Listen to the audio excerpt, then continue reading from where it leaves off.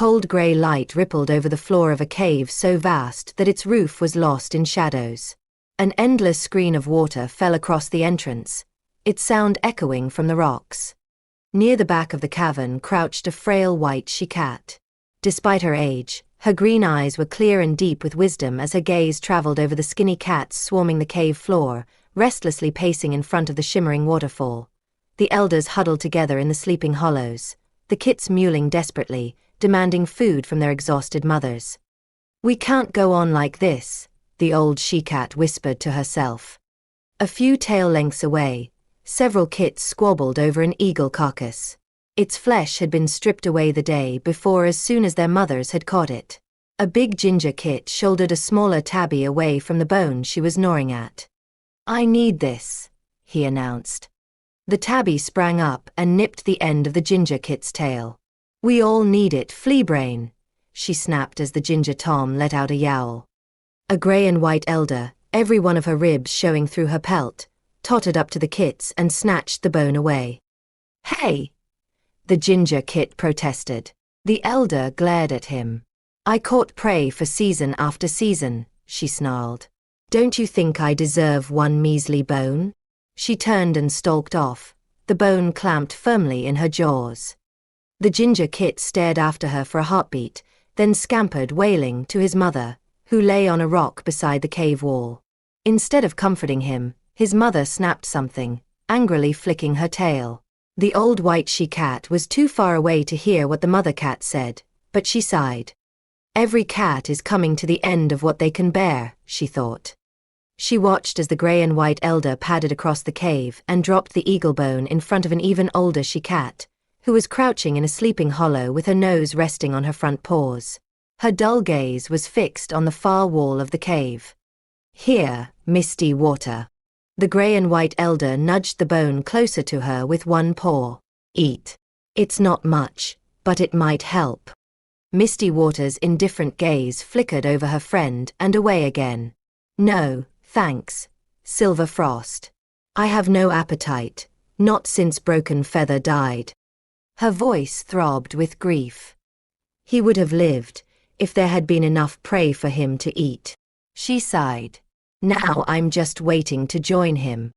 "Misty Water, you can't." The white she-cat was distracted from the elders' talk as a group of cats appeared at the entrance to the cave, shaking snow off their fur. Several other cats sprang up and ran to meet them. "Did you catch anything?" one of them called out eagerly. "Yes, where's your prey?" another demanded. The leader of the newcomers shook his head sadly. "Sorry. There wasn't enough to bring back." Hope melted from the cats in the cave like mist under strong sunlight. They glanced at one another, then trailed away, their heads drooping and their tails brushing the ground. The white she-cat watched them, then turned her head as she realized that a cat was padding up to her.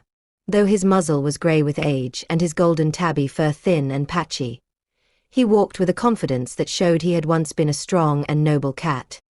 "Half Moon," he greeted the white she-cat, settling down beside her and wrapping his tail over his paws. The white she-cat let out a faint meow of amusement. "You shouldn't call me that, Lion's Roar," she protested. "I've been the teller of the pointed stones for many seasons." The golden tabby Tom sniffed. "I don't care how long the others have called you Stone Teller. You'll always be Half Moon to me." Half Moon made no response, except to reach out her tail and rest it on her old friend's shoulder. "I was born in this cave," Lion's Roar went on. "But my mother, Shy Fawn, told me about the time before we came here, when you lived beside a lake, sheltered beneath trees." Half Moon sighed faintly. "I am the only cat left who remembers the lake, and the journey we made to come here. But I have lived 3 times as many moons here in the mountains than I did beside the lake, and the endless rushing of the waterfall now echoes in my heart." She paused, blinking, then asked, "Why are you telling me this now?" Lion's Roar hesitated before replying. "Hunger might kill us all before the sun shines again, and there's no more room in the cave." He stretched out one paw and brushed Half Moon's shoulder fur. "Something must be done." Half Moon's eyes stretched wide as she gazed at him. "But we can't leave the mountains," she protested, her voice breathless with shock. Jay's wing promised. He made me the teller of the pointed stones because this was our destined home. Lion's roar met her intense green gaze. Are you sure Jay's wing was right? He asked. How could he know what was going to happen in the future? He had to be right, Half Moon murmured. Her mind flew back to the ceremony, so many seasons before, when Jay's wing had made her the teller of the pointed stones. She shivered as she heard his voice again, full of love for her and grief that her destiny meant they could never be together. Others will come after you, moon upon moon. Choose them well, train them well, trust the future of your tribe to them. He would never have said that if he didn't mean for us to stay here. Half Moon let her gaze drift over the other cats. Her cats, now thin and hungry. She shook her head sadly. Lion's roar was right. Something had to be done if they were to survive.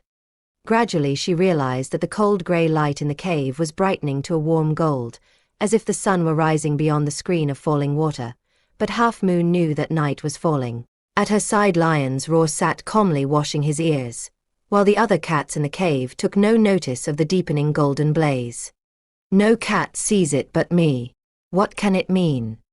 Bathed in the brilliant light, Half Moon remembered how, when she first became healer, Jay's wing had said that her ancestors would guide her in the decisions she must make, that, sometimes, she would see strange things that meant more than they first appeared.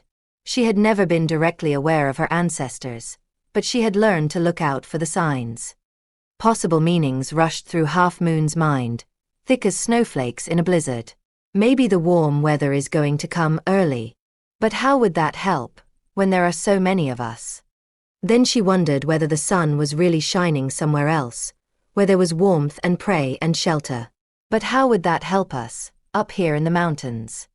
The sunlight grew stronger and stronger, until Half Moon could barely stand to look into the rays. She relaxed as a new idea rose in her mind. Maybe Lion's roar is right, and only some of us belong here. Maybe some of us should travel toward the place where the sun rises, to make a new home in the brightest light of all. Somewhere they will be safe and well fed, with room to nurture generations of kits. As Half Moon basked in the warmth of sunlight on her fur, she found the certainty she needed within herself. Some of her cats would remain, a small enough group for the mountains to sustain, and the rest of her tribe would journey toward the rising sun, to find a new home. But I won't leave the cave, she thought. I will see out the twilight of my days here, a whole lifetime away from where I was born. And then maybe, just maybe, I'll find Jay's wing again.